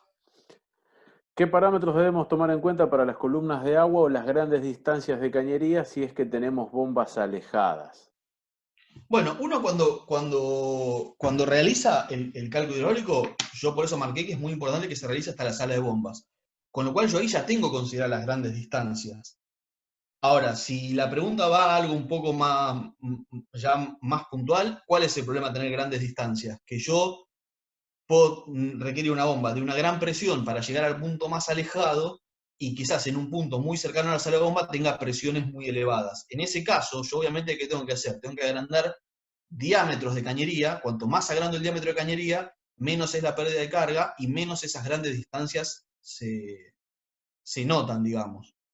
Si la pregunta viene por ese lado, tengo que tener eso en cuenta, pero la realidad es que si yo hago todo el proceso del proyecto, y por eso recalqué mucho, hago el cálculo hidráulico para el sector más demandante y verifico igual todo el resto de los sectores, porque la pregunta es buena en el punto que también me puede pasar eso, que el sector más demandante esté al lado de la sala de bombas y el sector menos demandante esté a 3 kilómetros. Entonces, en ese caso, para el sector más demandante voy a tener mucho más requerimiento de presión, o voy a tener que agrandar la cañería hasta que me cumpla con la bomba que pongo. O sea, o agrando la bomba para ese sector, o agrando cañería para que ese sector no sea el más demandante en presión. Siempre hay un tema técnico y obviamente termina habiendo un tema también de porte y de tamaño de instalación, de diámetro de cañería. Bien, Damián. Otra pregunta de Luciano Dutruel dice, ¿existe software de licencia gratuita para el diseño de instalaciones con rociadores? Sí, entiendo que existen, la verdad que no lo conozco. Nosotros particularmente tenemos uno licenciado, pero igual que tiene unos cuantos años. Sí sé que hay de todos los precios, hay software que valen, para hablar en plata, abajo de $1000, hay software que valen arriba de $50.000, depende de qué haga, porque hay software que trabajan todo 3D, que después sacan listado de materiales, que hacen plano prefabricado, bueno, o sea, realmente es un mundo y hay mucha tecnología. Pero sí, entiendo que hay algunos lugares donde hay software desarrollados. Uno, me acuerdo que había un foro de un diseñador inglés que había desarrollado un software. Lo que pasa que el tema de eso que puede ser que no esté homologado. En definitiva, el software tampoco es una ciencia oculta. Toma las fórmulas que son las de Hansen y Williams que utilizan en FPA y trabaja por aproximación, porque da un sistema de ecuaciones que no se puede resolver a mano. En las grillas hablo, ¿eh? En los sistemas de tipo árbol uno lo podría hacer a mano sin problema, haciendo la fórmula y haciendo las cuentas. En un sistema de grilla no, porque yo necesito hacerlo por aproximación, pero es simplemente hacer un software, una lógica que me haga una iteración hasta encontrar un resultado convergente. No tengo el dato para pasarle de un software gratuito. Bien, Damián, acá relacionado con esta pregunta, Gonzalo me pregunta si es que nos podés decir cuál es el software que utiliza Damianich. Nosotros usamos un software que se llama THE, creo que estaba en la presentación. Eh, Sí, de THE, sí, ahí está. Ahí está, ahí en la que pasaste estuvo. sí, estaba. Acá, THE Ahí, estoy probando. THE, Sí. THE. Bien, la última pregunta tengo acá escrita y váyanse preparando aquellos que le quieran preguntar directamente a Damián algún comentario. Pero antes, la última pregunta que nos hace, ¿dónde estaba? Acá, Sebastián González dice, ¿cómo puedo probar un sistema de rociadores y qué es lo que debo chequear? Bueno, en primera medida, lamentablemente el sistema de rociadores no se puede probar como tal porque los rociadores son fusibles y una vez que uno activa un rociador, después lo tiene que reemplazar. Me imagino que él lo que está hablando es si tiene una planta existente. Me ha pasado en plantas nuevas que por un requerimiento de una compañía de seguro particular del cliente se hace estallar un rociador en particular con alguna mecha o con algo que le haga levantar la temperatura para observar que el rociador que explote correctamente, que los equipos de bombeo entren en accionamiento automáticamente como tienen que accionar, pero son los casos muy particulares. Si no, la parte de mantenimiento, lo que recomienda la norma es, primero, tener todo el background de teórico, de los diámetros que tengo, el tipo de rociador, si tengo las hojas de los rociadores, la clasificación del riesgo. Y después, la parte de instalación en sí, es todo la parte de rociadores a nivel de techo, es la inspección visual del estado en el que está el rociador, la parte de estación de alarma, sí, la NFPA 25, que no la tengo muy presente ahora, esa es otra capacitación. Perdón, la NFPA 25 es la que habla de mantenimiento. Habla de una periodicidad en cuanto a limpieza de estación de alarma, limpieza de la cañería, hacer lo que se llama un flushing, un barrido, no me acuerdo si cada 2 o 3 años hay que hacer un barrido de la cañería. Y por último, lo que le puedo mencionar es si él en la instalación ya tiene conectado el inspector test que yo mencioné, que era una cañería de 1 pulgada que se toma del rociador o del ramal, mejor dicho, más desfavorar hidráulicamente, esa cañería se lleva hasta nivel de piso con una válvula y en la salida de esa cañería con un codo se pone un rociador, un sprinkler sin el fusible y sin el deflector, ¿no? Se le corta el deflector para que no haga el cono de agua, sino que tire un chorro. Eso ya simula la activación de un rociador. Él por lo menos con eso lo podría abrir si tiene el inspector test, con un pitot medir la velocidad, traducirlo a qué caudal está saliendo por un rociador, y ahí, bueno, fijarse si con el cálculo hidráulico, si es más o menos consecuente lo que tira ese rociador. Aparte, ese rociador, la función que cumple en realidad también es ver que la estación de alarma le actúe el motor hidráulico, que encienda la bomba jockey, o sea, que el detector de flujo sense que hay un flujo por la cañería y active que hay un rociador. Digamos, ese inspector test, como no lo dicen en test de inspección, sirve un poquito para eso. Pero en líneas generales es eso, para él saber si su instalación sirve, por un lado la parte de cálculo, teórico, cálculo hidráulico, clasificación de riesgo, y después la inspección visual de los rociadores para ver el estado de la cañería. Y todos los puntos que mencioné la NFPA 25. Bueno, perfecto, perfecto, Damián. Antes de pasar a la parte de preguntas abiertas, que le vamos a permitir a 2 de nuestros oyentes y participantes hacerte una pregunta directamente, si es que alguien le quiere hacer una pregunta o que haya alguna duda, de parte de lo que es Calcic, te quería agradecer por otra excelente y súper técnica presentación. Acá veo en los chats que están todos agradeciendo y que están muy contentos con la charla. Bueno, antes de eso, como siempre, agradecerles a todos los que están presentes y a aquellos que quieran hacer una pregunta a Damián en este mismo momento, los 2 primeros que escriban o que yo vea en el chat, que escriben la palabra rociador, yo les voy a habilitar micrófono y cámara para que directamente le hagan una pregunta a Damián, cortita, escueta, para no irnos demasiado largo y que él pueda responder y que pueda haber un intercambio, que es lo que en estos días un poco nos está faltando en esta parte virtual. Les recuerdo, como siempre, que el próximo jueves tenemos una nueva conferencia que va a estar publicándose a través de las redes sociales. Les recuerdo que ya tenemos algunos cursos con certificación disponibles y bueno, los esperamos seguramente para la próxima ocasión. O se me cortó internet o nadie te quiere, o no hay preguntas dando vuelta, igual ya hicieron todos, creo que un montón de preguntas. Así que si nadie escribe rociadores en este momento, vamos a ir cerrando la charla. Bueno, Y igual, Cristian, queda abierto la posibilidad que me escriban en alguna red o que lo hagan mediante ustedes si tienen alguna consulta particular. Y bueno, nuevamente agradecerte a vos, Cristian, a Arturo y a Calcic, que nos den la oportunidad de esto, de fomentar las normas. La norma 13 esta particularmente es muy técnica, no da para conocerla en una charla de 1 hora. La idea es el día de mañana desarrollar algún curso un poquito más técnico y de más clases, pero bueno, espero que a la gente le haya servido, aunque sea tener un concepto. Seguramente del otro lado había gente que le pareció un repaso, a algunas personas le habrá parecido cosas nuevas, pero bueno, ojalá que se hayan podido llevar algo. Desde mi punto, agradecerles por haberme invitado. bueno, Damián, ahí lo tengo Arturo que me está pidiendo audio, pero por alguna razón no puede abrir el audio y te quería saludar. Y no, Damián, la verdad que el agradecimiento es nuestro hacia con vos por todo este tiempo y dedicación que has dado a todo este tipo de charlas y Hola, seguramente, ahí está Arturo, algo vamos a hacer. hola, Dami. Brillante, Arturo, te ¿qué tal? ¿Cómo felicito, estás? querido.